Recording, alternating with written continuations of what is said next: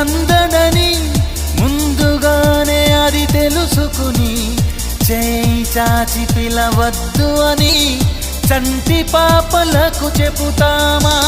లేనిపోని కలలెందుకని మేలుకుంటే అవి రావు అని జన్మలోని నిదరోకు అని కంటి పాపలకు చెబుతామా?